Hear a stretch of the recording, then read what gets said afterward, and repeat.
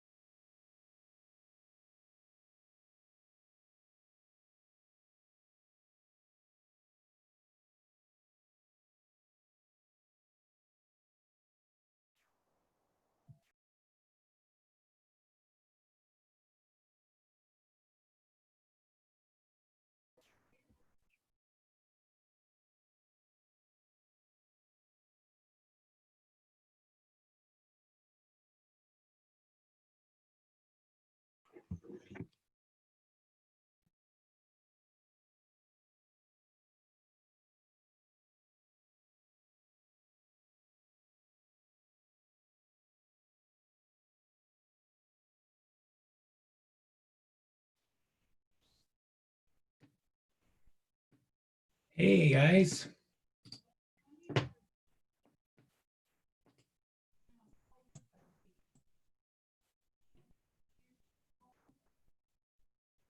How are you? Good, how are you? Good. I just saw your question. Oh, it's okay. You can answer me later. That's fine.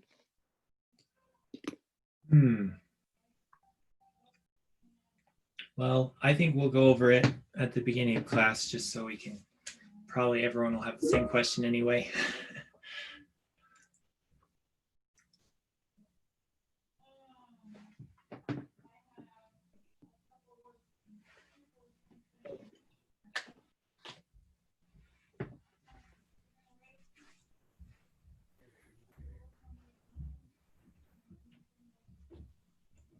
How's everybody doing today?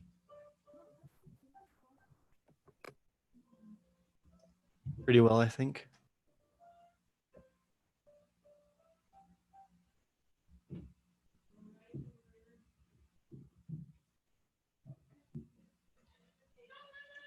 Good to hear.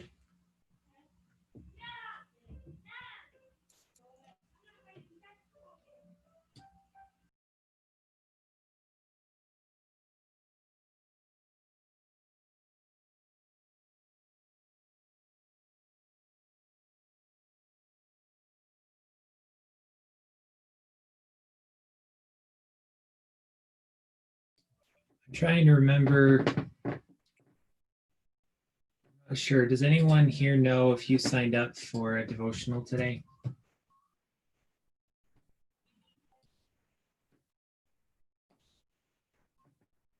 Let's see, I'll just check.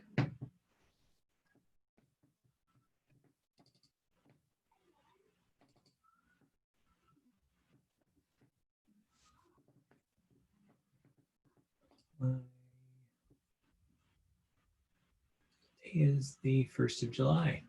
Okay. Can I get a volunteer for the prayer? Thanks, Mitchell.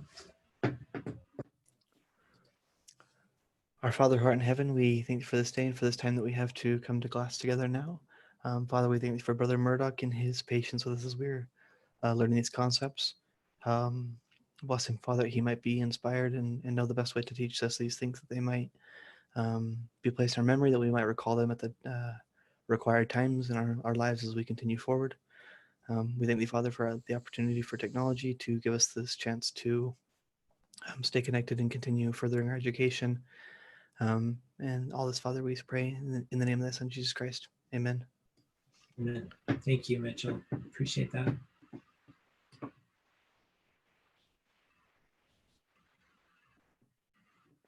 So while we're on the subject of devotionals, we don't have class Friday because it's a holiday. Could I have a volunteer for next Monday for devotional? If you haven't done it, it would be great. Oh, awesome. Thanks, Mitchell. And can I get a volunteer for Wednesday of next week? That's the 8th for devotional. I could do it. Thanks, Alex. Appreciate that. And then could I get a volunteer for Friday of next week? That's the 10th. Wait, we meet on Friday? Of next. Oh, duh. I was Yeah, gonna say I've sorry. been missing a lot of classes if we have class on Friday. Thanks for keeping me straight, guys. Okay, yeah, we wouldn't have class on this Friday anyway, regardless of the holiday. You're right. Okay, I think we only will have next week and the week after that, and then the week after that, the 20th. I'm just going to show my screen. I think the week after that is finals week. So I think this week is finals week. So I think the last devotional will be 2 weeks from today. So I just need 2 more volunteers and we've got devotionals covered for the year. Or for the class, the semester, whatever. Can I have someone volunteer for the 13th?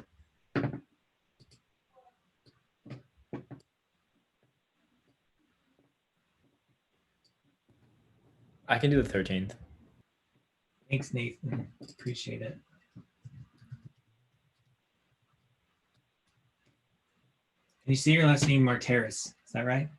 Yeah, that's right. Just like pretend it's 2 T's instead of a TH, I guess, is probably the best way to do it. Yeah. In a lot of languages, that's how they see TH, actually. French is that way, I know that. Yeah, Dutch is that way, German's that way. Like my grandparents will call me Nathan. They can't say the TH. It's just like not in What the language vocabulary. is their native language? Dutch. They moved from the Netherlands when my dad was like 12. So we've been here for a little while, but not That's long cool. enough to get rid of the accents yet. I had a bishop from Holland when I was just married in Salt Lake. Bishop Hilla was his name. He's a really good bishop. And then trying to think who else. There's a lady in our ward in Orem from there who grew up there as well. Cool. Okay, so I need one more volunteer for, it's the 15th, which is 2 weeks from today. And then we've got devotionals covered. That's it.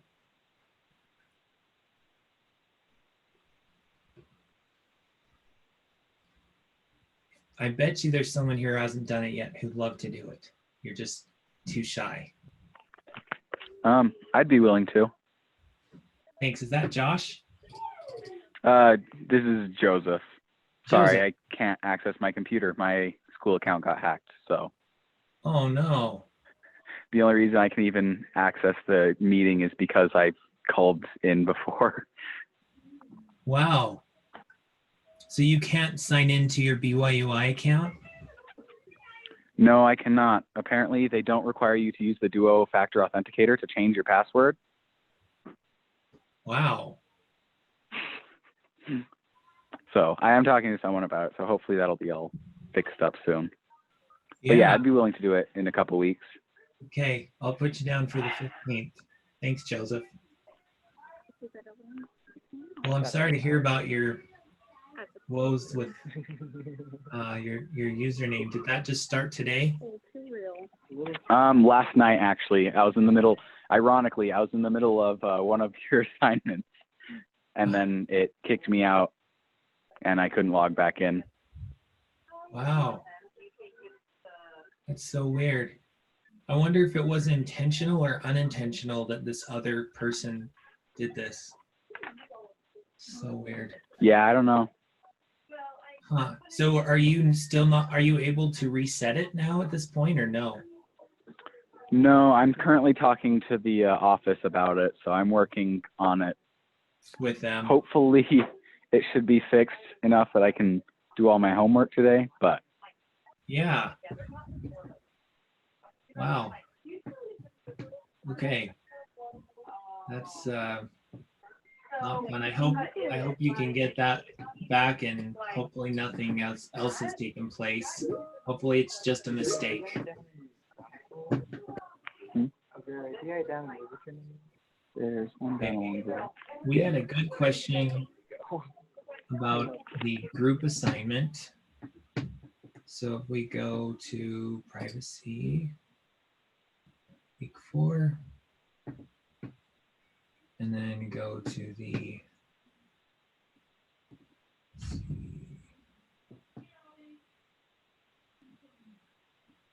outline for FHE lesson. And then there is a rubric.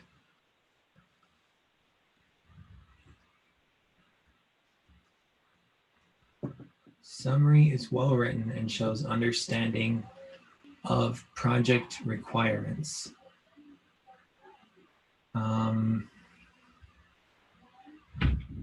Interesting. So instructions for peer review. Watch the tutorial, read how to submit a peer, oh, that's the peer review. Look over this outline.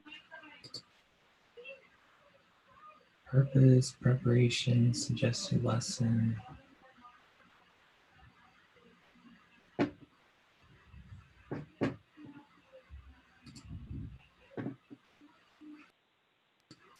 Okay, let's see. Introduction, needs, problems, goals and objectives, timetables, key person.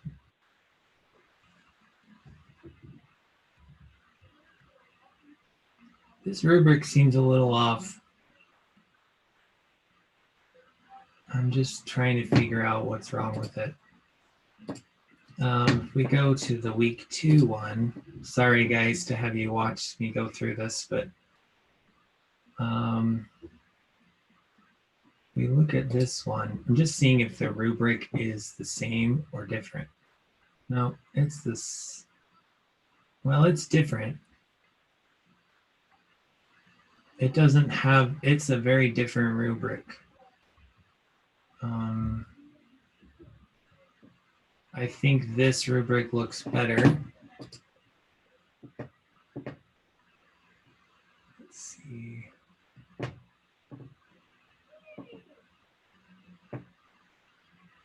Yeah, I'm gonna fix it so it's like the same. It's the same rubric as the second assignment, or the week 2 assignment that you guys did as a group.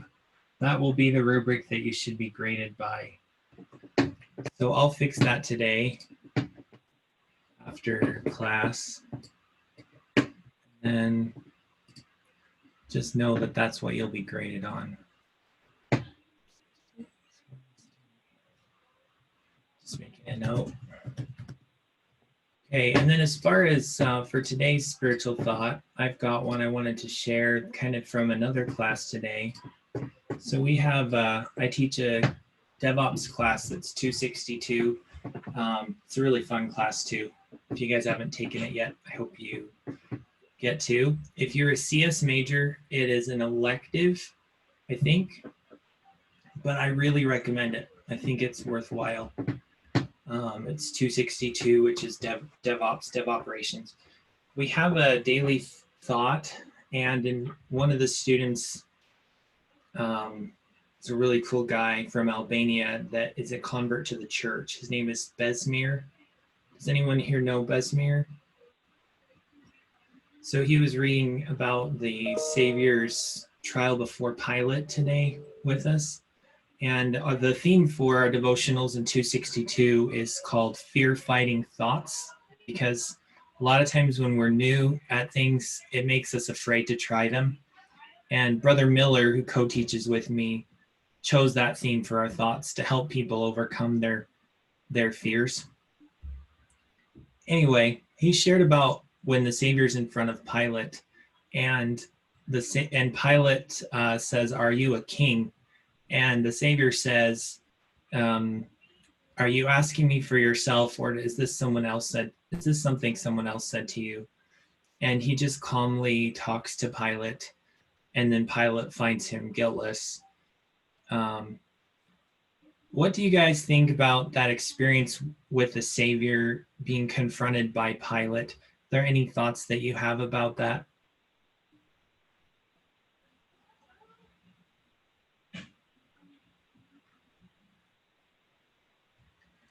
How about in the context of fighting fear? Do you think that story in any way relates to fighting fear?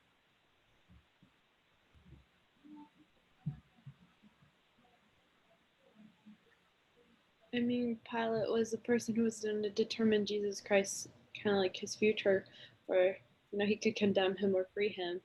And so him speaking out to him, even though he was calm, it wasn't the way probably Pilate was used to being spoken to. And so it's a fear to speak out and stand for what's right.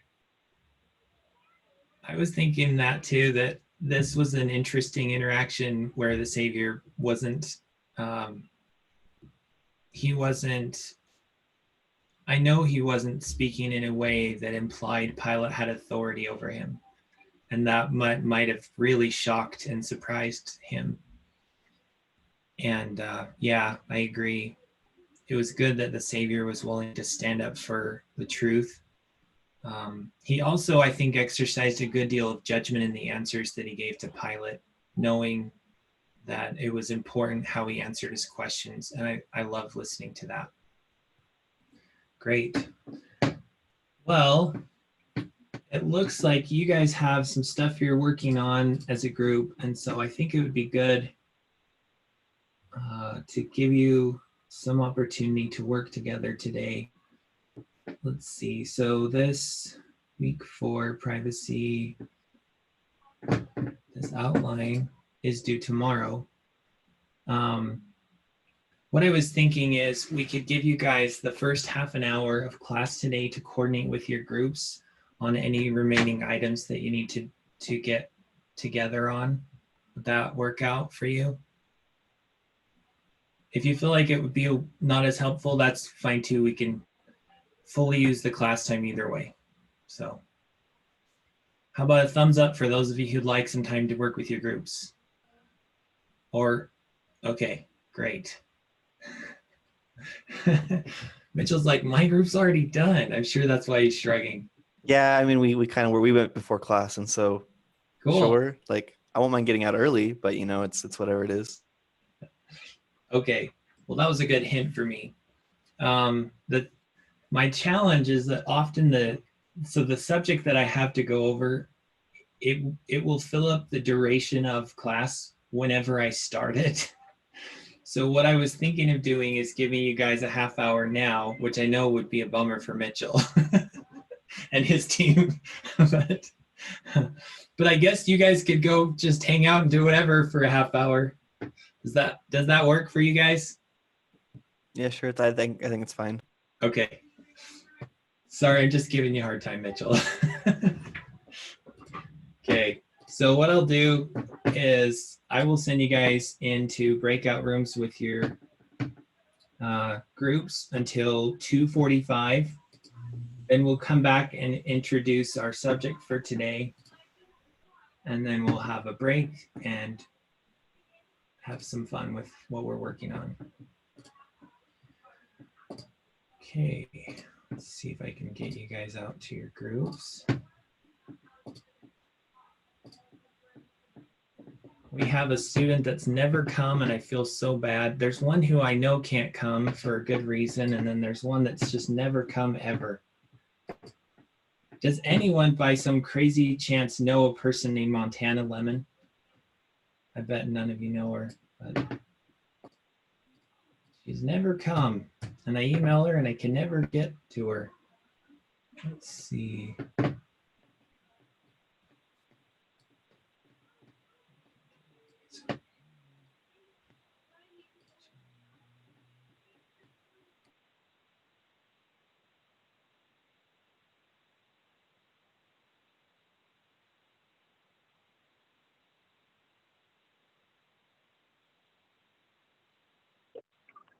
I can't tell. Am I in a breakout room or not?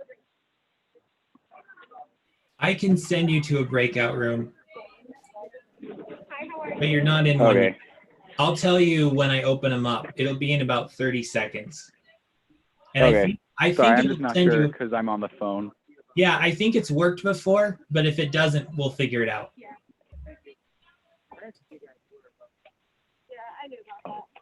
Right. Not mine.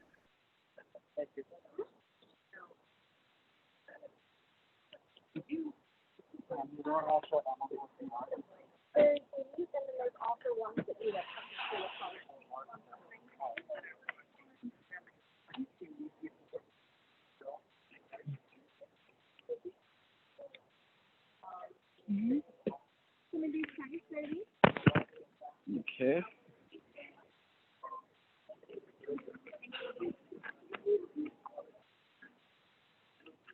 Good.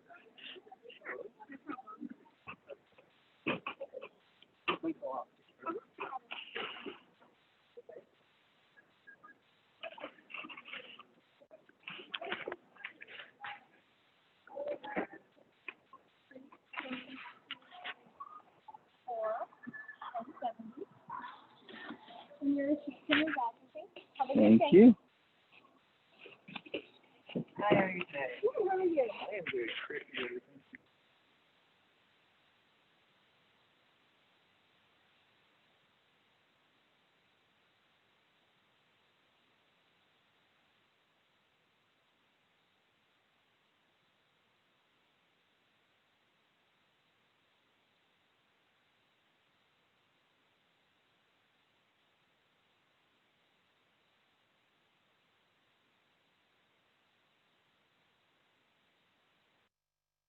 Okay, I've opened up the room. So Joseph, I've put you into room 7. Oh, that worked.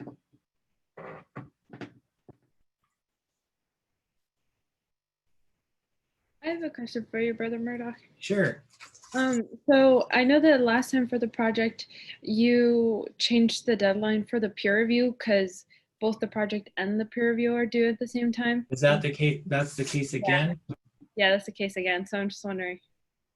Yeah, they're due.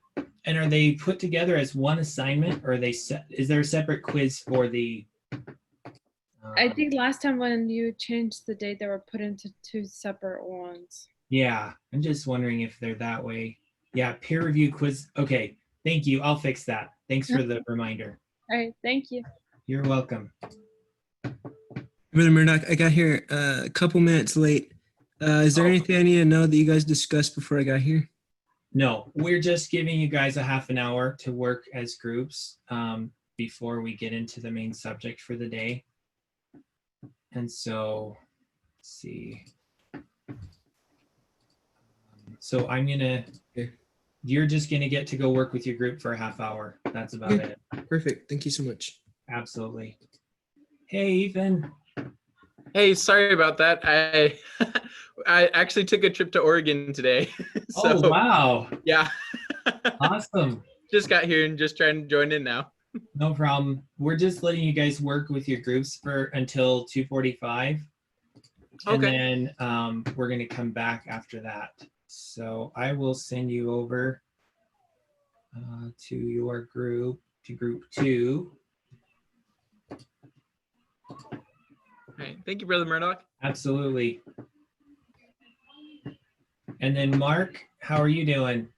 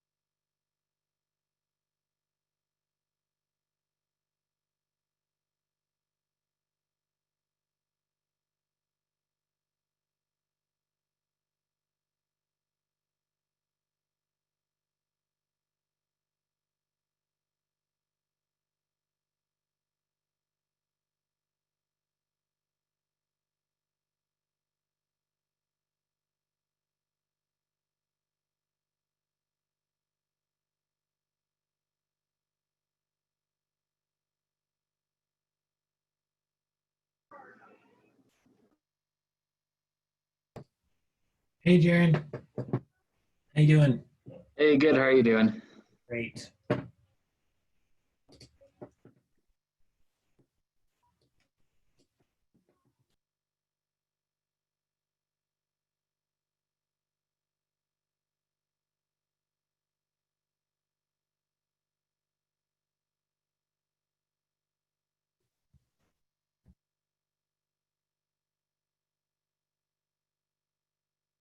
So, Ethan, I forgot where you live.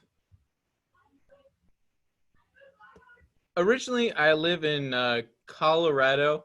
I was up in Rexburg. Okay. And where do you live now? Uh, so I still live up in Rexburg. I'm just down in Oregon for the rest of the week, visiting girlfriend and family and all that. Okay. Got it. Cool. What part of Oregon? Salem. Okay. So yeah, just a little bit south of Portland. My brother-in-law is from there, and then I'm from Vancouver, Washington. It's just north of Portland. Oh, that's awesome. Actually, I think Erica, I think she actually lived right around Vancouver too. Yeah, it's really pretty, isn't it? Oh yeah, it's so green up here. Ethan, where are you from? I'm from Colorado normally, Glenwood Springs. Oh, you're just talking about the Portland area, though? Yeah, visiting girlfriend and family. Gotcha. In Salem. Oh, in Salem? Yeah, I'm pretty close to Salem. Where do you live, Nathan Dixon? I'm in this little town called Dundee. It's pretty close to, it's just like south of Portland, about 45 minutes. Okay. And how far from Salem? About an hour from Salem. Cool. Dundee. I think I've heard of it. Is it I'd closer be surprised. Is it closer to the coast or away from the coast? Well, that's a tough question. It's about an hour from the coast. It's right along the I-5. Okay. An hour's not bad. No. Most anywhere along the I-5, though, is about an hour east of the coast, though. Yeah. Huh. That's great. That's one thing I miss is the ocean. Well, I hope you guys were able to find some useful things to do, accomplish together. And I wanted to talk to you about some interesting things that happen on the internet. So when I worked at my last place of work, there was a lot of things that I learned about how big internet companies or big website companies do business. And one of the things that I learned about is called behavioral tracking. So when I say behavioral tracking, what comes to mind?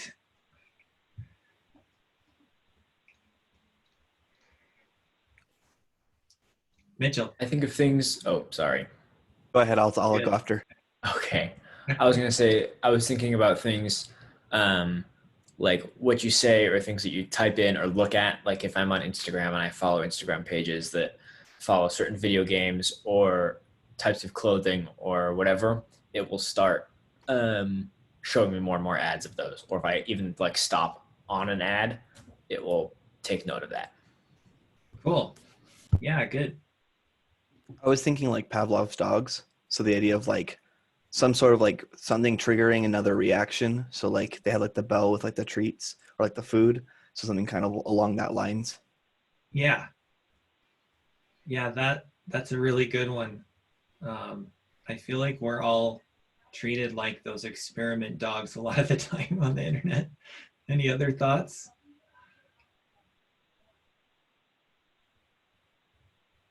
Has anyone ever seen that video by, I'm trying to think, he came from Facebook, a big Facebook executive that left Facebook, and he talks about dopamine and how when you see certain things on your app or on the internet that it's just like regular stuff. Like you saw you got a message on Facebook Messenger for old people like me, or for younger people, I don't know what it would be, but some notifications cause dopamine to be released. Has One anyone thing ever I've seen that? noticed Yeah. when I use Facebook, or I deleted the app from my phone because I was spending too much time on it. But what I used to see a lot was like some of the girls I was friends with that were around my age. They would always send me notifications like, "Oh, this person just published a new photo." So I'm like, all right. Yeah. You find yourself going and liking that person's stuff, and it's just like it just constantly draws you back to using it. Yeah. Just little tiny things that they tell you about. Facebook tells me all the time, you've missed all these messages. I go look and I didn't miss anything. And I think, what? That's not accurate. I didn't miss anything. So the department that was called Behavioral Information Tracking in my former job, their job was to install these little tracking tags on all of our web pages. And they used a couple different companies. They used Adobe. I forget what Adobe's. They've got a product. There's another product called Telium. There's another product called Google Analytics. And they would use all of these together to build a profile of every one of their customers. And they used it to see what their customers were doing and do reports and kind of make big decisions about what they were going to do with the website based on what people were doing, what their customers were doing, and that kind of thing. So I thought it would be interesting and fun if we went through how to use Google Analytics and how to install the tracking on a website. And that way we could see what other companies see when they use Google Analytics. So this is the Google Analytics website. And I'll give you the instructions to get to it in just a second.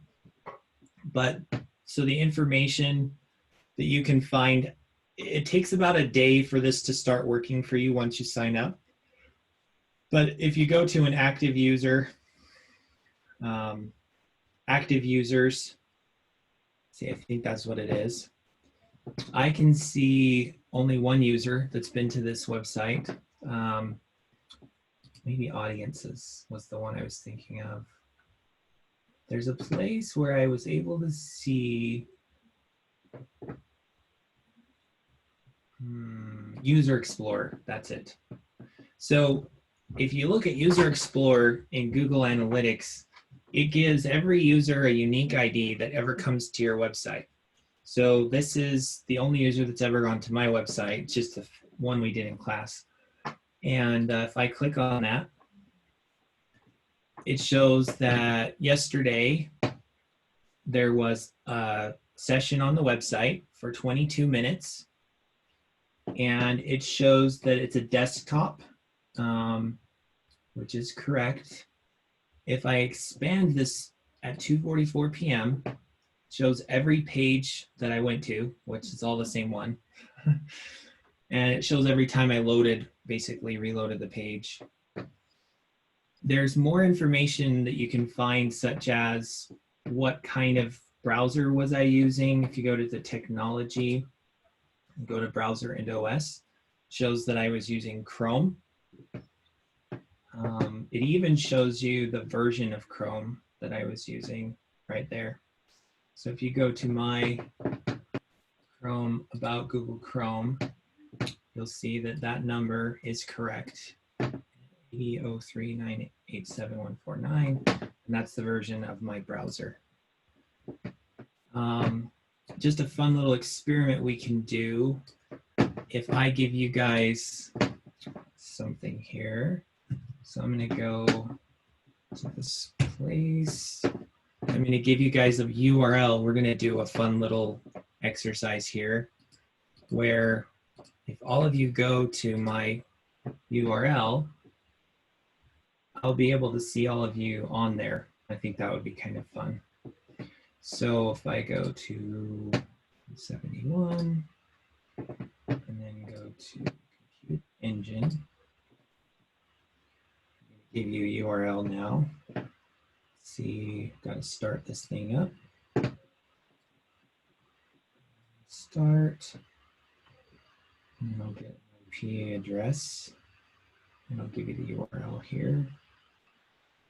Let's see, refresh here. Refresh. Up.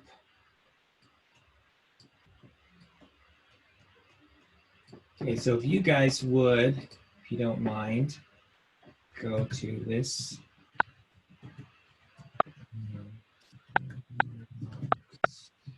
URL.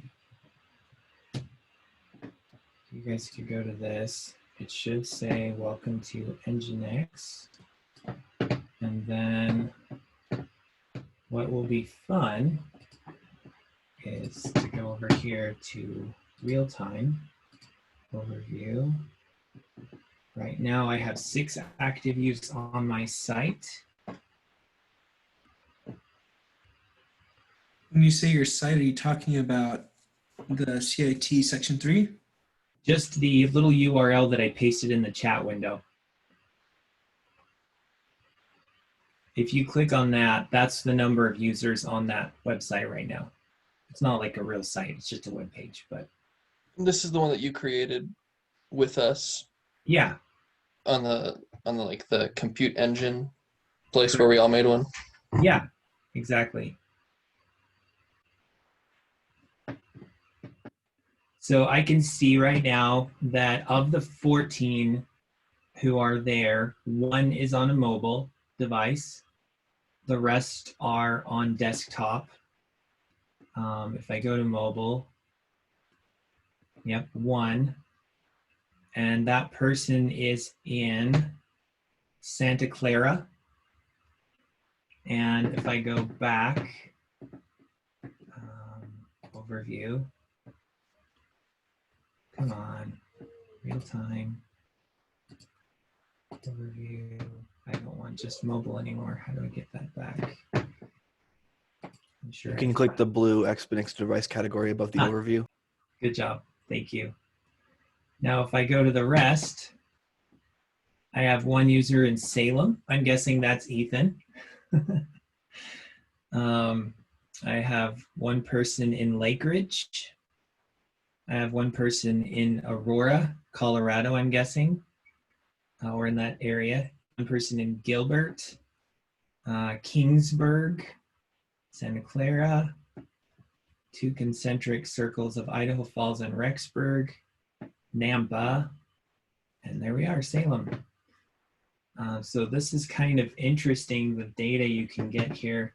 I think if I go back to Audience and User Explorer, I think this part takes a day to come back because still it shows only my session from yesterday. But I'm guessing if I come back tomorrow, there will be 17 unique IDs here. What do you think about this?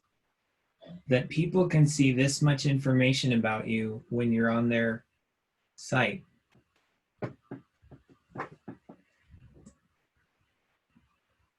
I think it's cool, but at the same time, it could be really dangerous. Okay. So what would be something dangerous about it? Jeremy, what were you going to say first? Go ahead. Oh, just a lot of times you don't realize how much information your applications and your browsers broadcast out when they're communicating with things. Yeah. Yeah, great point. For some reason, my location's actually not showing on there. Oh, really? That happened with mine. It said something about that it couldn't tell where I was coming from, which was interesting. I think I know why. I think it's because I turned that off on my computer. Okay. My settings. So maybe that's a good thing. Maybe. I don't know if that matters. I think these guys use something that takes your IP address and then takes it and runs it through a filter. And then based on your IP address, they can tell a lot of things like that. That's I think what it does. But well, they can tell like your internet provider and all that in the area, and it's pretty easy to find that stuff. Yes. So that is true. That's why you use a VPN. Yeah, VPN. Tell us what that does, Chandler. It just gives you another public IP address, so people can't really track you, and you can have a lot of your data safer as well, I guess. Yeah.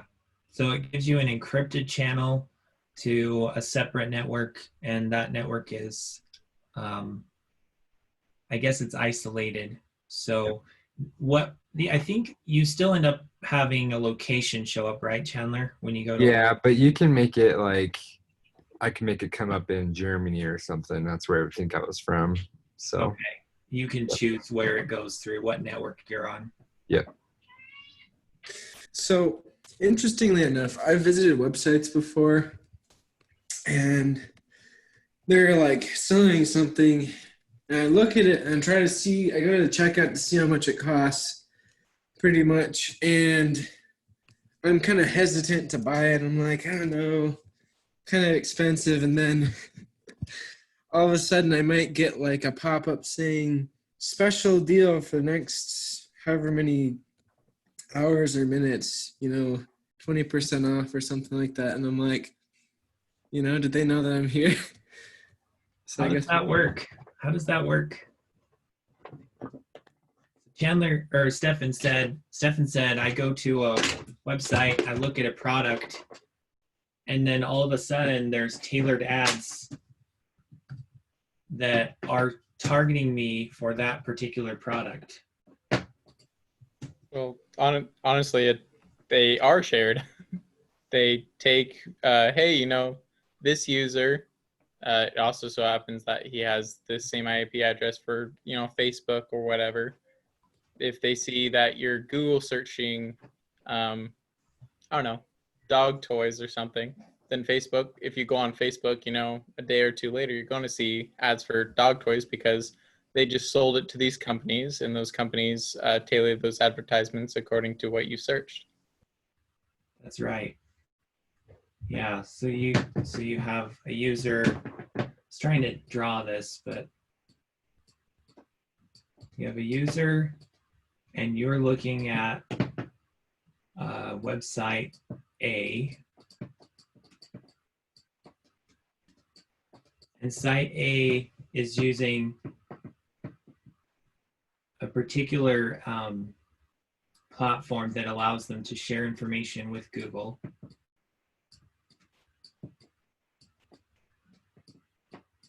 And it basically says, hey, Google, this is Stefan.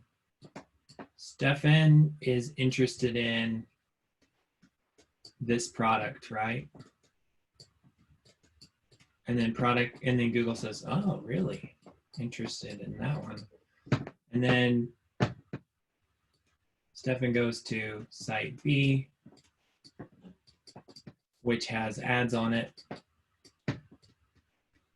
And on the side of the page, all of a sudden, that product appears again because Google said, hey, we notice that he's on your website right now. Could you go ahead and display this ad for him?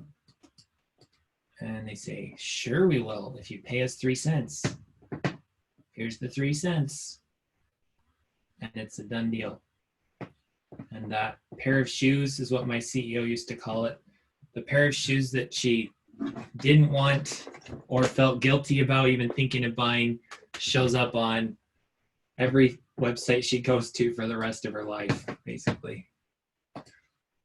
Let's see if I can find you guys again.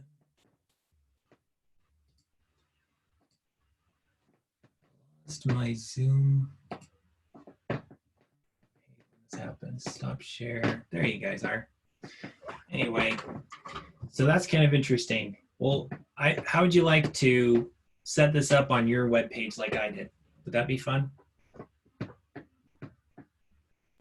I think this would be pretty awesome. Okay. I agree, but can you only look at your website, or do you have to look, or can you look at other people's websites too? You can only look at yours.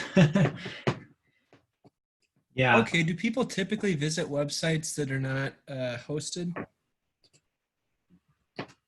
Wait, what do you mean when you say not hosted?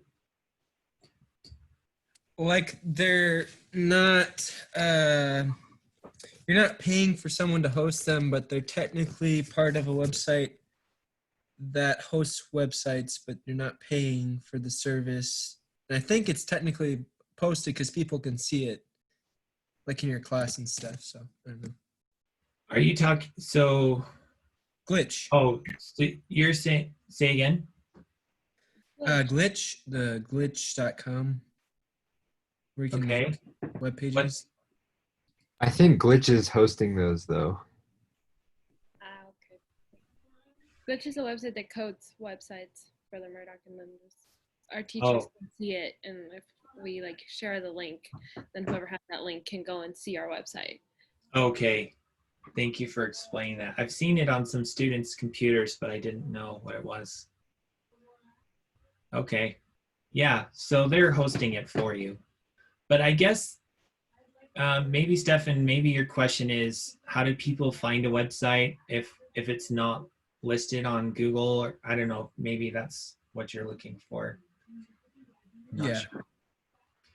Yeah, so usually they won't find, you've seen with mine, the only visitors are people who I gave the link to. And if you look at this thing called acquisition, it actually is saying how did they get to my website? And if you look at an overview, it says that they are, where does it say it? They're considered direct. So basically what Acquisition is that little three things at the bottom. Go to the bottom. No. On the sidebar, scroll down. Yeah. Oh yeah. There we go. Acquisition, overview. So see how this says direct? What does that mean? They directly visit the website by typing it in. Yeah. And so if it was from an ad, we would know how much traffic came from the ad that I did. If it was from a Google search, it would show all of that information. If it came from Facebook, we would be able to tell how they found my link. Was it on Facebook? Was it on Instagram? Was it on Twitter? So you would basically see all of your funnels that brought the traffic here and which ones are the most effective. And so no one has seen this site except people I gave the URL to. If I wanted to change that, there's a lot of things I need to do. And so that's why search engine optimization companies make so much money, because their job is to make your website show up when someone does a Google search. And people pay a lot of money for that.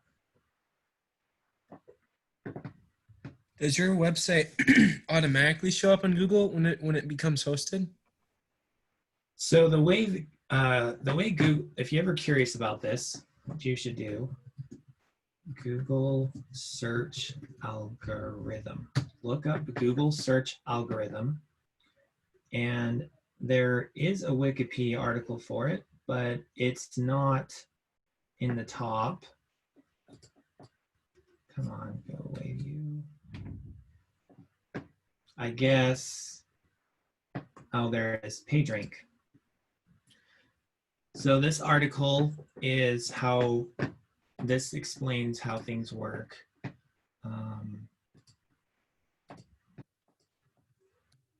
If you're ever curious. So if I am this little blue bubble here, this is my website. I'm website A. The way they determine if my page comes up is based on the collective scores of all these other websites. So say website B is Facebook and website C is Instagram, and website D is something smaller like Yahoo, and then website A is my website.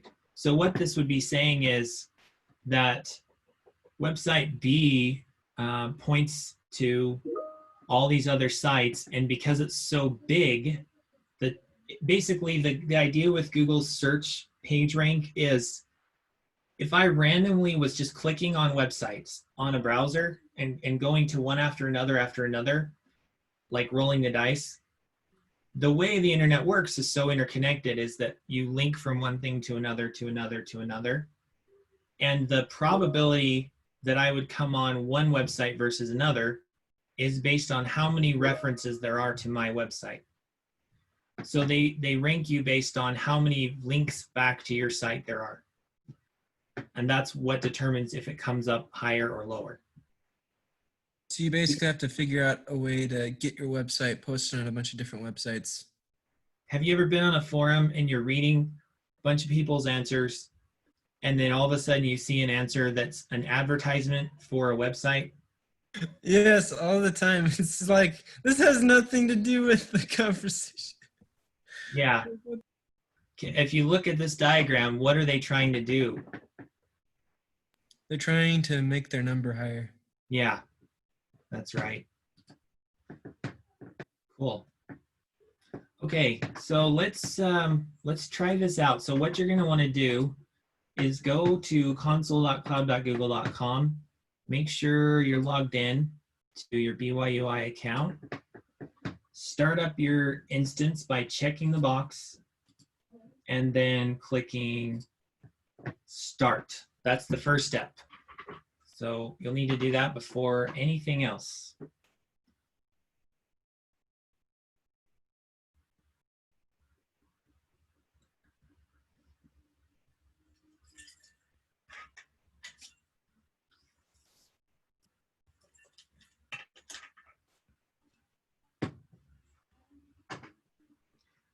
Anybody stuck on getting their instance to start up today?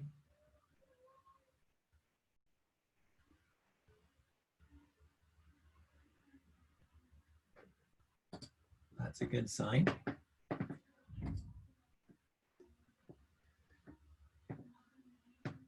see. I am going to share a link with you guys, and you don't have to open it yet. Perfect. This is. Should we take a break pretty soon? Oh, great job reminding me. Please take your break, and we will see you at 3:22. All right, thank you. Thank you. Real quick, it says I'll be billed if I start my thing. Is that okay? It's not you, and it's just Google that's going to be billed. We got credits from Google for our class, and they granted those to us for free, which is nice of them.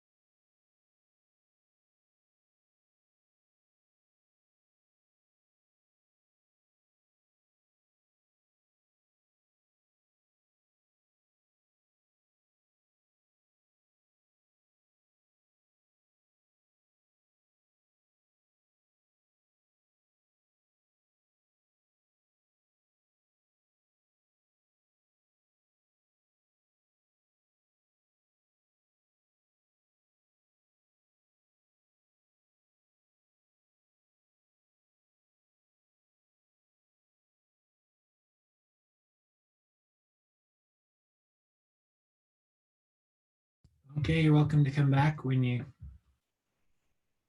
are able to.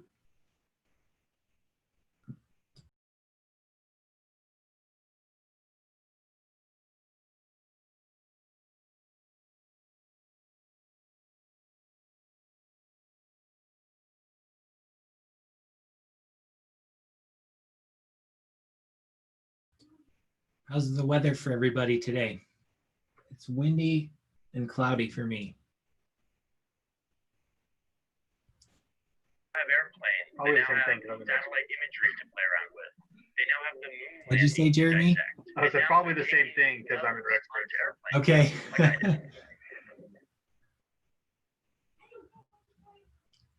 It's not as hot as usual here in California, so that's good. Gotcha.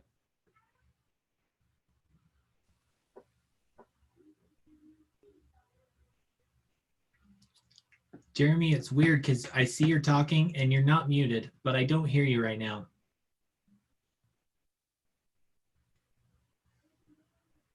Still no. Now I'm hearing something. No. Weird. You were there before when you told me you were in Rexburg, but then after that I lost you.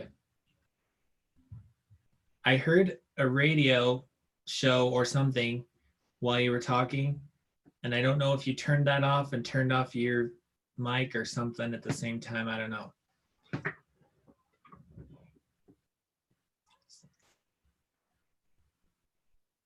Still no.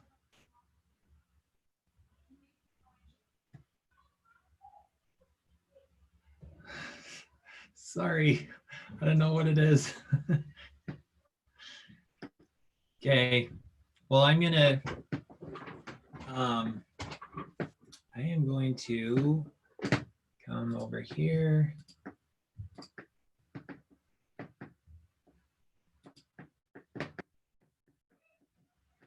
And now that my machine is started up, I'm going to SSH into it by clicking to the right of my VM on SSH and then open in browser window.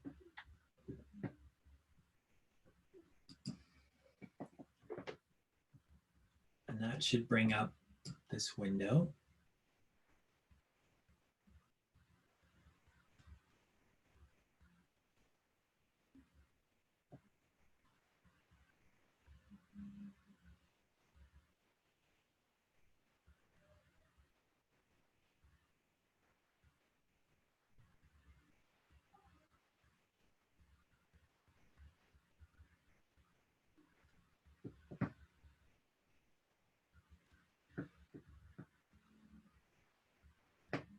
I'm going to open another tab, and I'm going to go to analytics.google.com, and I am going to make sure I'm logged in with my BYUI account.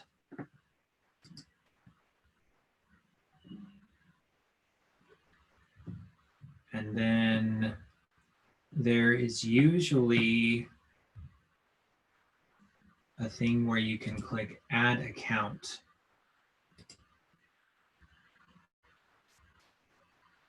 Could I pick on somebody and have you share your screen while you go here so we can see what it's like for you guys? I've got kind of a weird user account.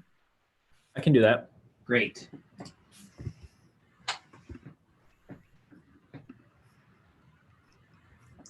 Perfect. Okay, so this is probably what you'll see. And you're already made sure you're on the right Google account? Yeah, I am. Okay. We're good. Cool. And then can you click Start Measuring? Done. Okay. So you're going to need to type an account name in here. And then okay, am I creating one? Oh yeah. It's just an analytics account and it's free. So okay. It didn't cost you anything. I've never had it cost me for anything. Do I need to check or uncheck any of these boxes? I would just leave them all. All right. Next. Yeah, and I'm just going to stop and tell Joseph Payne, you can just use your regular Google account for this step and it won't make a difference for Joseph. We're just keeping it all in one place to keep it simple, but it's not a big deal on this step. Okay, and then this looks good. We're going to keep web, and then we'll click next again. And then here, I just said a name for mine, like Sean's site or something. Doesn't really matter. Okay. For the URL, I just did localhost, all one word, I think. Or maybe I did, yeah, I think that works. And It then doesn't matter. I can keep it as this unless it needs the URL of the actual site we're using. it's fine how it is. That looks good. Okay. Okay.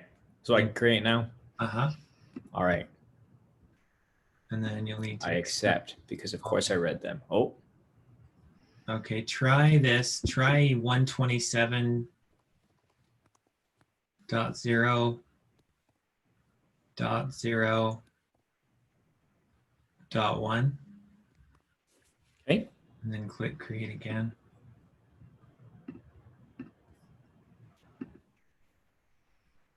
Okay. It liked it that time. Yay. Go ahead and save all these. Uh-huh.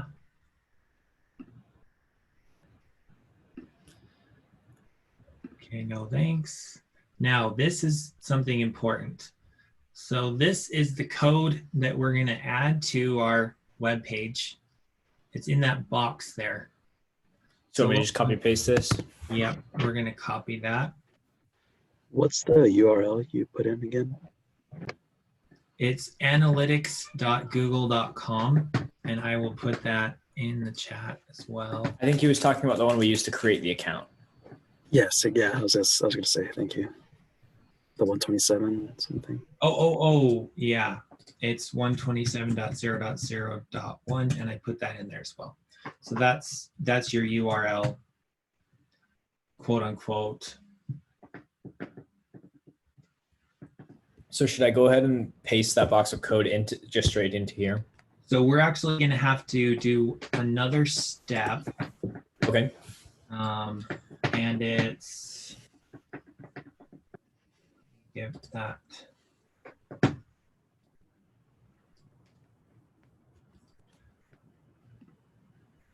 Okay, so we are going to edit a file, and that's it. So I pasted it into the chat window, and that's the command we're going to execute on our terminal.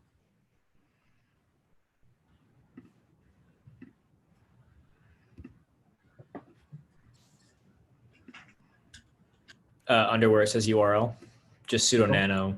Yeah, so that you're going to need to put on, and I'm guessing you're on the terminal, but we don't see it. Okay. It's right here. There we go. Yeah, so you want to do sudo nano and then the path to that HTML file. Like this? Yep. All right. Do I need to change anything on here? Nope. That should work. Bam. Oh. And this is the homepage you'll see whenever you go to your web page. Oh, okay. And now if you go down 3 lines, or 1, 2, right there. Now just go above that. Above it? Yeah, up arrow and then enter. Okay, so it's right above title. We're going to add a new line and paste that in there. What are we pasting in there? I'm sorry. You were pasting in the tracking code from this website. This stuff? Yes. So this is JavaScript that pushes the user identity to Google when you visit the website. All right, I think I did it. You did. That Great. looks good. Let's pause there, if you don't mind, for a second, Nathan. Okay. You want me to stop sharing? If you could Or do you just want me to keep it on here? leave that up for just a second. That way. Yeah, I can do that. Thank you. That way, if people have a question on this one, we can show them the answer. So this is where I want you guys to get to. I know we're at all different places right now, and that's fine.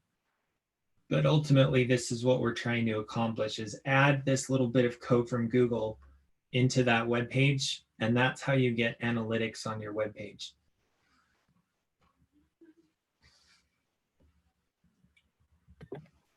I didn't see, but where did I get that? Where do you get that line for the pseudo nano that we're supposed to get? It's in the chat window.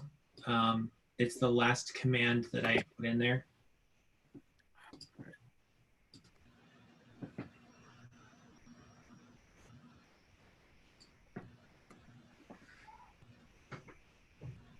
I've got a quick question about HTML, I guess. I know you're a JavaScript guy.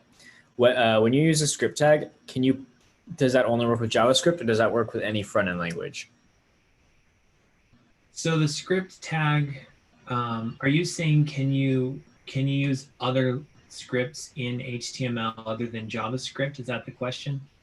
Yeah, using the script tag. I don't think so. I think it's just JavaScript. I see. And then is that in general as well? Or like, I don't know. Are there other front-end languages that you can use other than JavaScript with HTML? Not that I'm aware of. I mean, there's a lot of frameworks that you can use that make it more robust, but they're all based on JavaScript. I see. Okay, I was just curious. CSS. I took JavaScript and HTML last semester, and that was all we used in either class. And I didn't know if we were able to use other languages, nor did I really know better. Technically, one other thing is technically CSS is really advanced and is kind of its own language as well. So there's a lot of things there where there's overlap between CSS and JavaScript, where you can do some things in the same thing either way. I see. But you wouldn't use the script tag to include the CSS file. You do it differently. Right. Okay, good to know. I was just curious. Thank you. Yeah, sure. Good question. So do we have to restart the Site name? Go ahead. Does it matter what we put for the site name? No. Okay. And then someone was asking about restarting. Do we have to restart the server after we put in that information? I don't think so. Nathan, can you do Control O and then Control X? Oh, sorry, Enter first. Yeah. Enter and then Control X. So now you've saved it. Now let's bring up your web page. Do you want to open yours up, Nathan?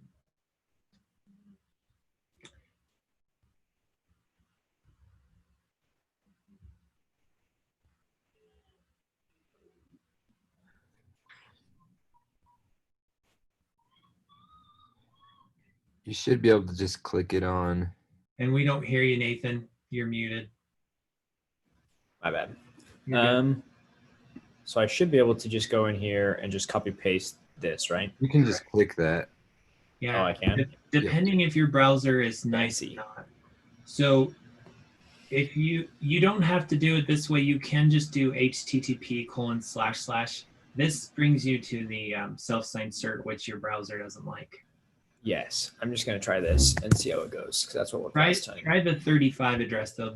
The one you copied is a VPC address within the cloud. The one to the right of it is your external IP. They're both IPs. Thank you for pointing that out. Oops. Thank you for pointing that out. Yeah, you're doing great.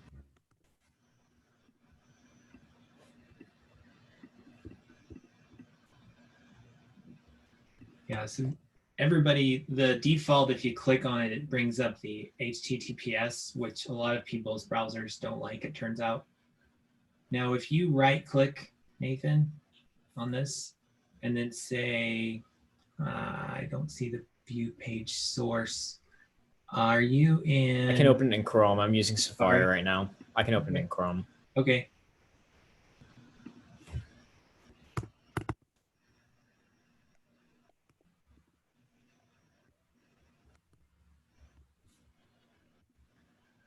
And if you say view page source. So see the script is there. Okay, good. So now if you guys go back to your analytics, you should see an active user on your analytics. So on the far left, there's a clock. Far left over here, I see the clock. And then click overview. And you should see right now you have 2 users. You've got one in Safari and one in Chrome. That's right. I'm shutting the one down in Safari. Let's see if it updates. I wonder if I just have to hit refresh. I wonder if there's someone else on your website. There probably is. If you look on locations on the left, right under overview, and then there's your map. They're in the United States. Well, that's really helpful. Okay. Yeah, but this is cool. It's kind of cool. Thank you. Yeah. You're welcome to stop sharing now. Thank you for sharing your screen. Okay. Sounds good. Is anybody stuck?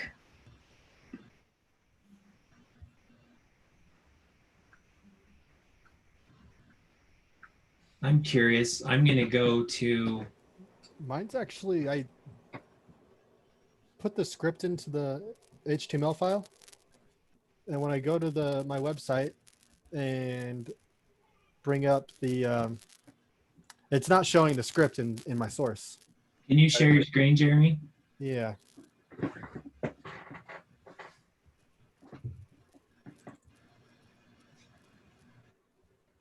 Great. And then can you bring up your terminal? So this is the script I put in. Okay. And I saved it. Yeah, so you're in Jeremy Jones, and it's bar HWWindex Nginx Debian HTML. Okay. Now sometimes it'll cache it. So what I'm going to do, I'm going to actually go to your same URL, and then I'm going to see if the source looks different for me real quick. I do have disabled cache, so I don't think it should be. Interesting. I see the script. You see it? Yeah. Do you want to see my screen? But why is it caching it when I have disabled cache? It's basically impossible to disable cache, just a heads up. So it's really annoying, but it's basically impossible. All right. But if I go interesting to your URL, then here's your script. Yep, and I've got an active user now, so yeah. Sweet. So if you want to clear your cache, you just go, it's like more tools, clear browsing data, at least in Chrome. And then you just go, you don't have to clear everything, just this one checkbox. You won't lose your history, you won't lose your favorites, and just click clear cookies and other site data. And that should take care of it. The other thing is you could use like an incognito tab. Incognito tabs are really helpful for testing caching. If you want to have no caching at all, that's like the best way to do it. I don't usually use incognito, but for testing like this, when you're having caching problems, it's really nice. So it's interesting. I did it with HTTPS and it didn't have it, and then I did it with HTTP and it did. I am using HTTPS. Oh, really? Okay. Oh, that's interesting. Does it have a separate site for HTTPS? Let's see. I think that is what it is. That's interesting. There could be. Yeah. So there's another location that it could be, because I had to do a little bit of investigating yesterday. I was expecting it to be in a different location.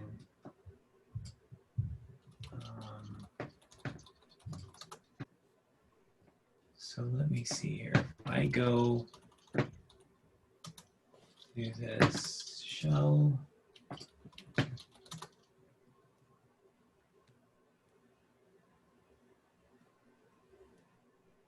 So what's the thing we're supposed to copy and paste into our drive? Cloud. Okay, so what we're supposed to do is paste the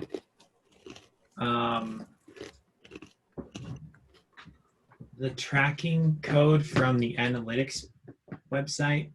So I'm going to show you that.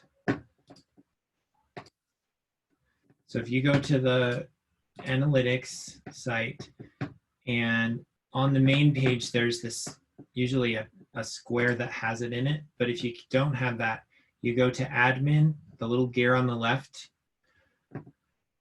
and then you go to, where is it? Tracking info, tracking code.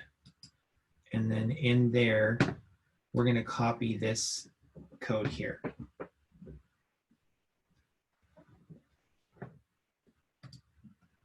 So I'm copying that, and then I'm taking it over to my terminal window over here somewhere.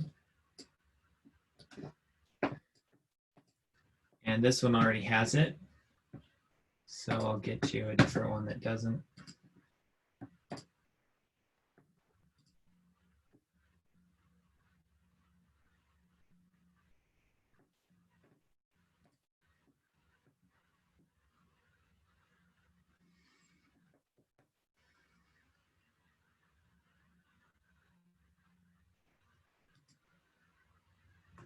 Okay, and then I'm going to SSH into this. And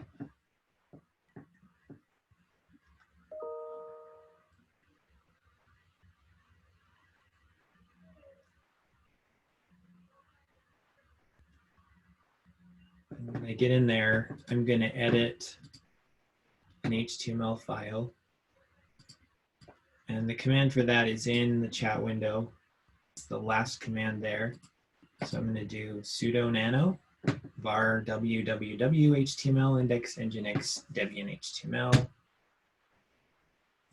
And then in here, right above title, I'm going to do enter. And I'm going to paste that tracking code that I got off of the analytics website right here. Copy that, go back here, and paste it in there. I'm going to get rid of the extra space blank lines. How you doing, Stefan? Not there yet. I'm just kind of waiting for it to load. Okay. Do you understand what you're supposed to do, though? I'm going to the HTML, right? From our Nginx website, and I'm pasting the script in there.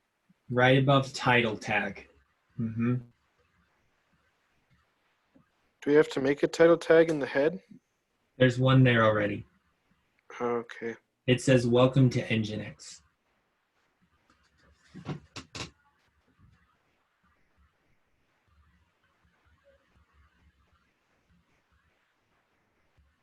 Did anyone figure out how to modify the right file for the HTTPS version?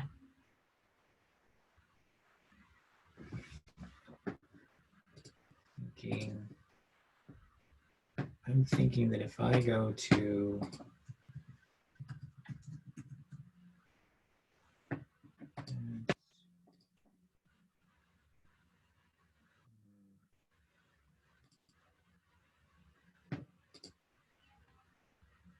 you're right, it's a different file. Wait, no, whose is this? 34. That's that one. Hold on. So if I go to 126, which is mine. Okay, I know what file to modify. So if you're wanting to modify it for an HTTPS or SSL connection, it's this one. So this is for SSL.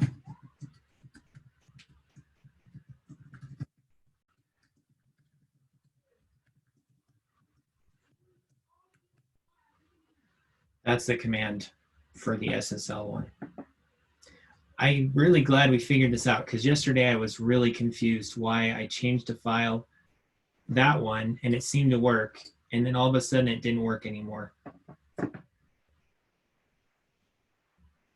it's because So the HTML, sorry, so the HTTP and HTTPS are functioning differently? yeah, they're But they're whole referencing a different different pages? file. Uh-huh. Apparently I so. see. But I can still like plug in the same IP address with HTTP or HTTPS, and it would give you pretty much the same thing until you look at your source code. Well, it's a different file. It's in a different folder. Huh. So but they it would like copy- look the same on your web page? It all depends The what's in it. sys folder? Right now, they're identical files until you start hacking away at it. And then you have to make sure it's the same in both files or else it'll be different. Oh. So should I go ahead and go through and do it in both my HTTP Yeah. and HTTPS? Yep, Okay. you should. So are we going to the sys directory or user directory? User directory, right? It all depends. It's user. Yep. User, if you're doing HTTPS, there's two files we have to modify, Stefan. That's what we learned. I thought it was just one, but it's two. Wait, really? There's two of them? Yeah, there's two separate home pages, depending if you're using SSL or not. Kind of funny, huh? Wait. So what's the other? Where's the other file path? So the file path, they're both in the chat. So it's the last two commands I gave you there. They both start with sudo.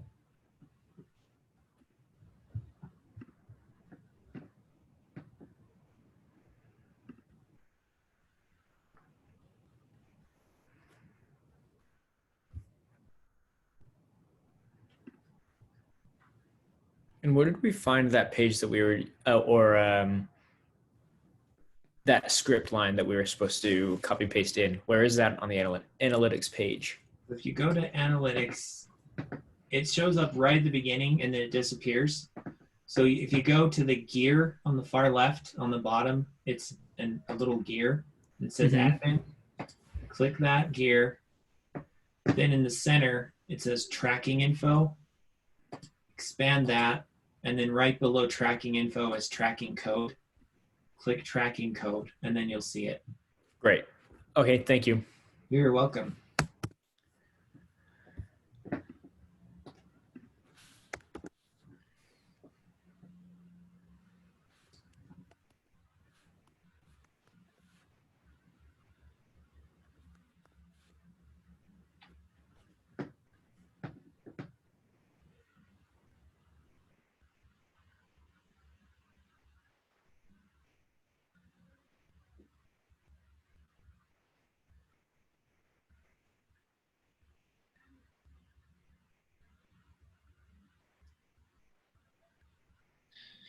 So wait, our VM instance is different from our regular Cloud Shell.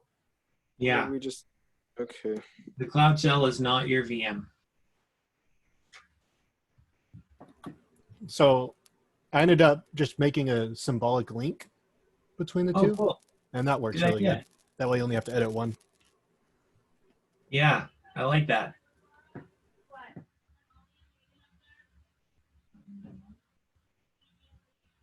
Do you want to share the command to do that, Jeremy? Yeah, so first you gotta how to make this. I forgot how to do it. You could paste it in the chat, Jeremy. the first command you gotta move one of the files out. Okay. To make the link. So I moved or delete it. Yeah, delete it. I did a safe moving instead of deleting. Oh, you just renamed it, right? Yeah. That way I'm not deleting it. I can recover it if I need to.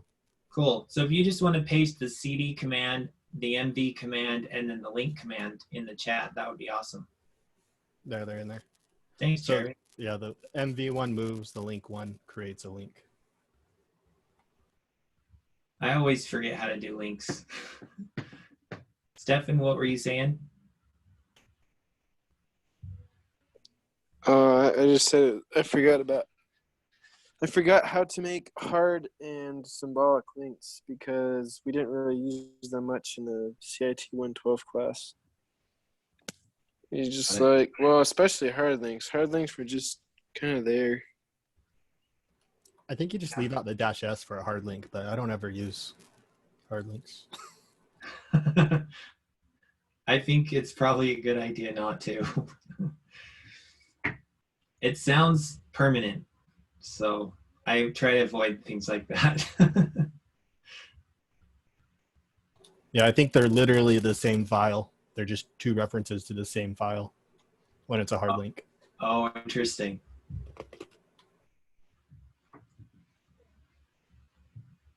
Is anybody stuck? Does anyone have questions?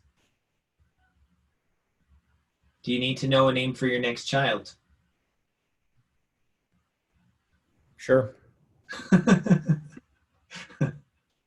I can tell you're not married, Nathan. That's my guess. Not even close. If you were married, you'd be like, I can't ask anyone that name for my next child.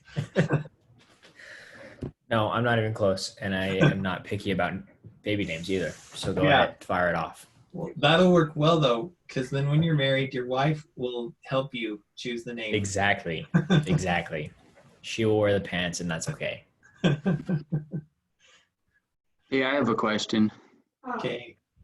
So if I were to take the same code that we put into the HTML, if I put it into a different website, can you track it for the two websites, or do you have to get a new code? So I would suggest, if you're going to do that, can you see my page, Jaron, or my screen? Yes. So if you go into analytics and click on this little gear, admin, then in the middle, you have properties. A property is a website. So right now, you see the one you created, and that's it.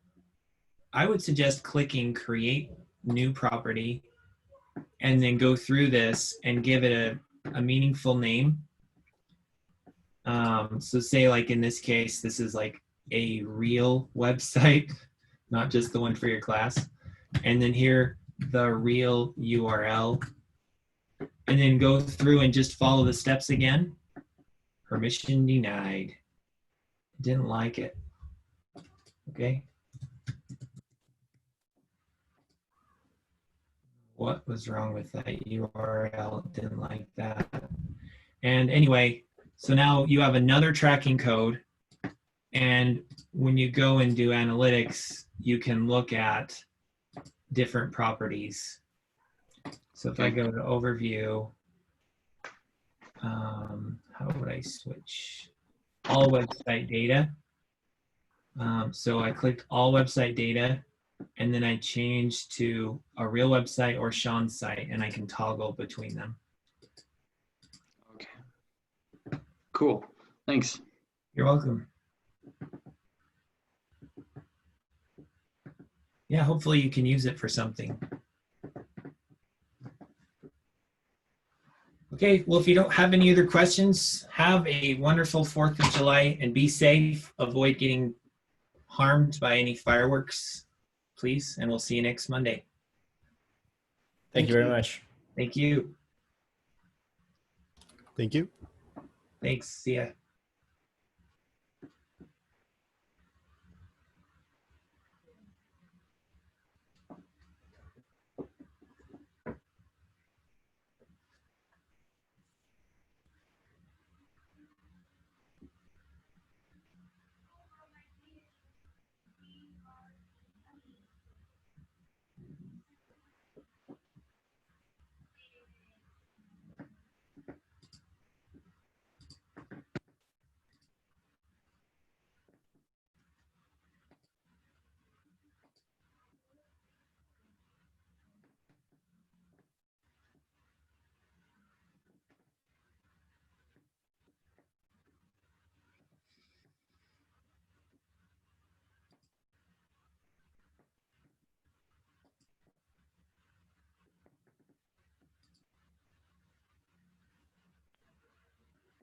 once I have access again, will this video be available? The video of this class? Yes, I will send out the video as an announcement to the class. Usually takes, well, these are longer classes, so it usually takes about an hour, I guess, to get the link out. And then if you watch the video, if you click the link, at first it might say the video is still processing. So it might take about an hour after I send it before the link actually works on YouTube. Okay, thank you. Absolutely. Have a great weekend. Glad you're back in business.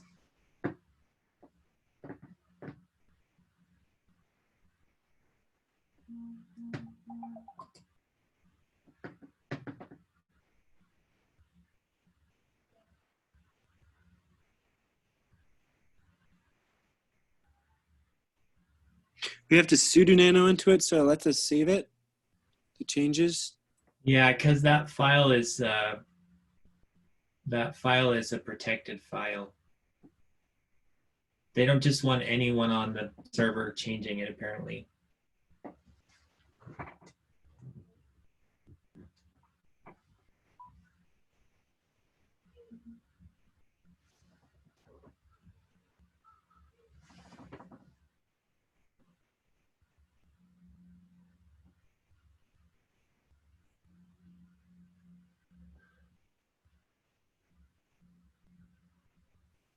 We're doing the same with both files, right? And it's just adding this to both. Mm-hmm. Okay. We don't have to add a symbolic link, though. We just have to go to these two places and add it. Yeah. Okay.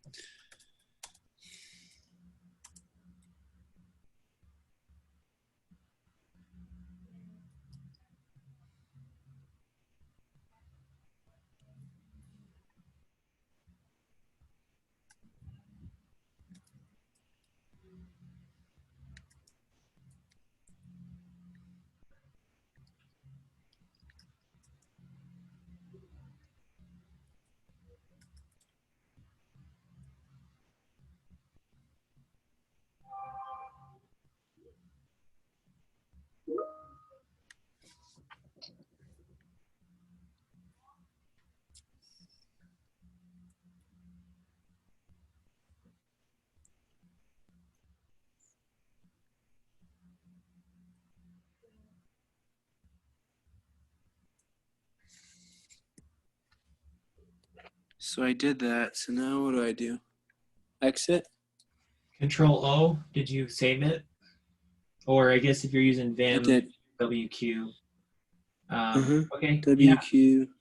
So that should work. So now load the page in the browser. Okay. I can exit though or no? Exit out of the file. Yeah, no, out of the cloud. I would stay in there just in case you need to edit it. Okay. So analytics, I'm there.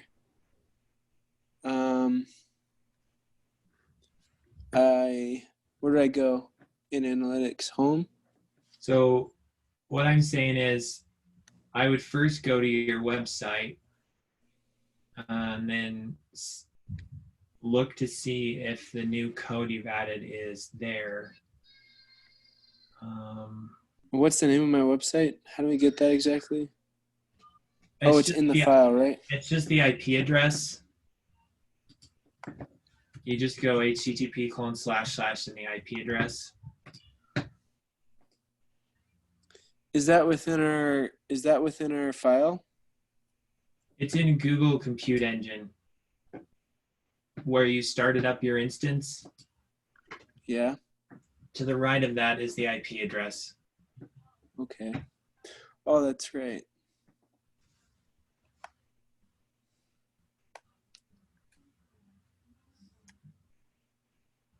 And we're gonna put that in we're gonna paste that, right? HTTPS.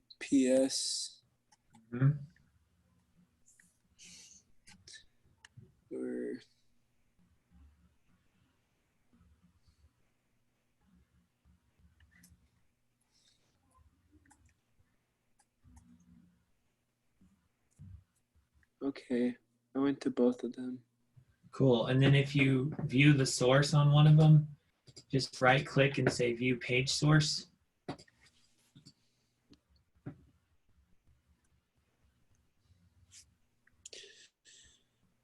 View page source.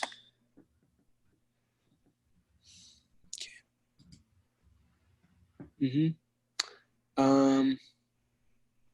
For whatever reason, it has two scripts in here. It has the script async src source to Google Tag Manager. That's weird. You have two script tags. Oh, that's fine. Yeah, that's right. You can have. But the script tag is in there. Yeah, it looks correct. So now you should be able to go back to analytics and see that there are people on your site. There's a little clock on the far left side.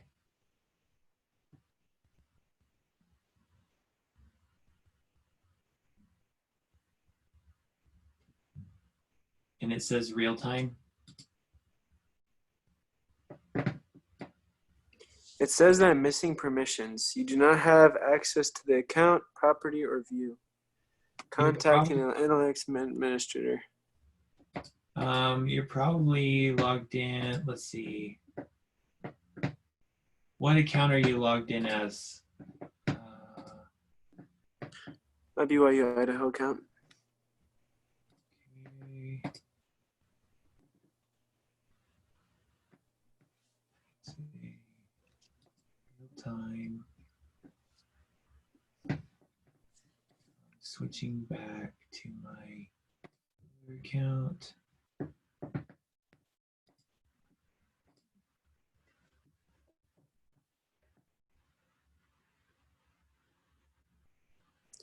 It says 2 active users right now on my status page. Oh, good. But not on the overview. I can't get access to the overview for some reason. With real time.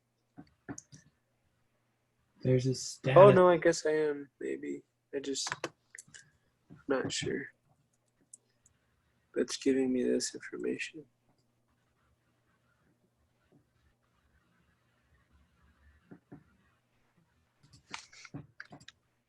So just on the home page, it's giving it to you, huh?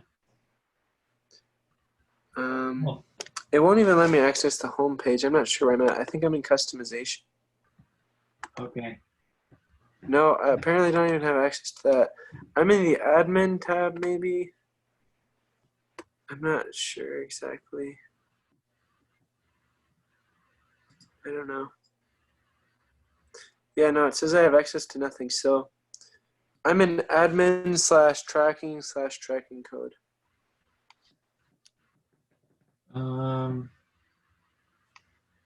Okay, so can you share your screen? I can do this. If you can't share your screen, that's fine. Yeah, I had that same problem. And what I found was I was on the wrong property. If you click OK, let's see, close. Close, permission denied. Try going back to analytics.google.com in the browser.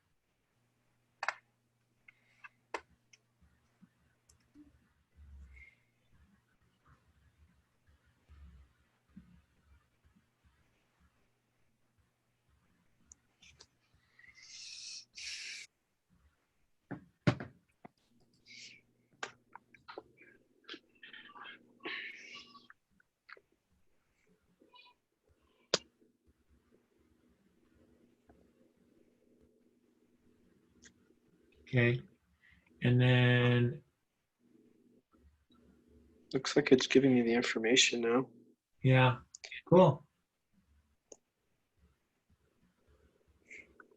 One active user.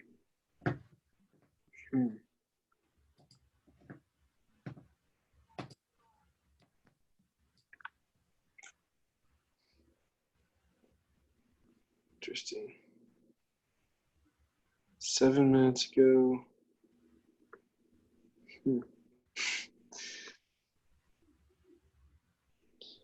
It was acquisition that you went to find where they got the information. Acquisition is where it shows that you came directly. And then tomorrow there will be more info. It takes like 24 hours to populate the users on the web. Okay.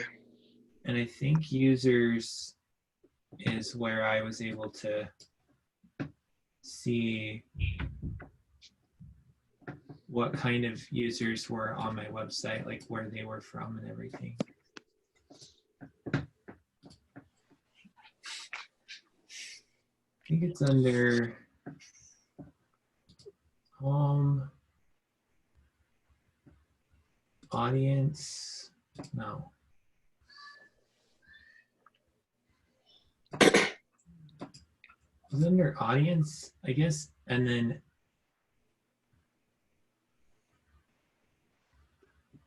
user explorer under audience is where it was, where I could see my unique client ID and everything.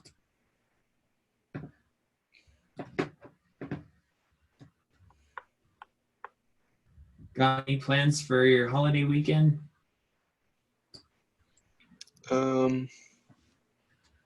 Well, I'm not sure yet.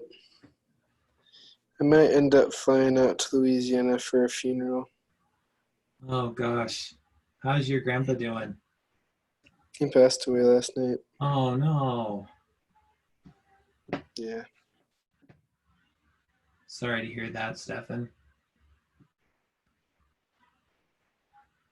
Yeah, I'm just glad he's not in pain anymore. Yeah. No. That's good. Yeah. Is he a member of the church? Uh-huh. Yep. Cool. His parents got baptized right before he was born. Okay. Is this your dad's dad or your mom's dad? This is my dad's dad. His mom and his dad are both passed away now. So Well, that's nice they can be together then. yeah, it's true. It's true. But I will miss them. That's Yeah. okay. I'm just glad I have a knowledge of the resurrection that brings me some comfort at this time. So Yeah. Absolutely. So were you close to your grandpa? yep, he's kind of like my dad, honestly. He raised me more than my dad did. Really? So, mm-hmm. So did Yep. you guys live close by when you were in Louisiana, or? I lived at his house. Okay, cool. 16 years. Oh, wow. Yeah, man, that's tough. How old was he? He was 87. Okay. So 87 and a half, so I guess it was time, but A good full life. mm-hmm. Still, I just wish I could have had him a little longer, but that's okay. Yeah. No kidding. Yeah, my grandmother and grandfather both passed away about 20 years ago was my grandma, and 30 was my grandfather's. They were apart for 10 years on my mom's side. And my dad's parents are both alive, but are divorced. They're both in their 90s. But I didn't have the same. I lived with my grandma and grandpa that had passed away for a year when I was a kid, but not nearly as much as you did. So. Yeah. I'm just glad I got to visit him this last weekend. That helped a lot. It was my sister, I think, might have failed her class because of it. Well, not failed, but she's she might drop it because of it, because she wasn't able to finish her test. Her teacher didn't care that she was going to visit him, but Oh man. it was worth it. I don't think it matters, honestly. Yeah. No, it doesn't matter. Is she at BYUI too, your sister? No, she's going to the college out here. She's going to go on her mission in a couple months, though. In a few months, when she gets her call. I hope she transfers over, though. Honestly, I feel like stuff like that wouldn't happen at BYU Idaho. Teachers are very understanding when stuff like this happens. Yeah, I was really surprised. If it was BYUI, that would surprise me. So. Yep. I'm a little curious. So I wanted to ask, you said you're looking for TAs for your class? Yeah, I was, and now I'm like totally confused what to do, because at first we were told we could have a lot of TAs this semester in fall, and now I'm learning something totally different.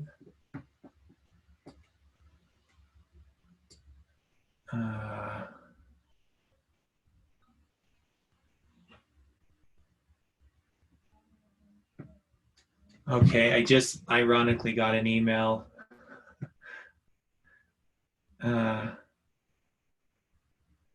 Okay. So my I'm new. This is my first semester teaching here. I think you knew that, but then my department chair has explained to me how interns work. I'm like, okay. He said the university has given us a green light to overspend our TA budgets. This is probably confidential. Sorry, you shouldn't say.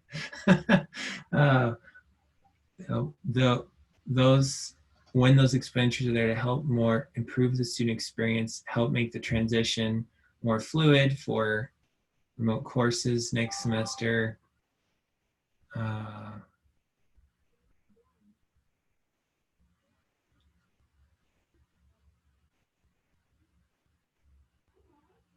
Yeah, so anyway, I'm still learning how this all works, Stefan. What was your question, though? I was curious if you were still looking for someone or if you need anyone. Honestly, I don't think you need 2 TAs for this class. I don't know. It's a good class, but I feel like it could be more challenging. Yeah. Well, it's like a lot of material, but I feel like I know. the assignments we have aren't very challenging. I feel like we could learn more. I agree, about Stefan. cybersecurity. I agree, and you should have seen last block. It was worse, and I'm new, so I have to be really careful. I'm going to stop recording this.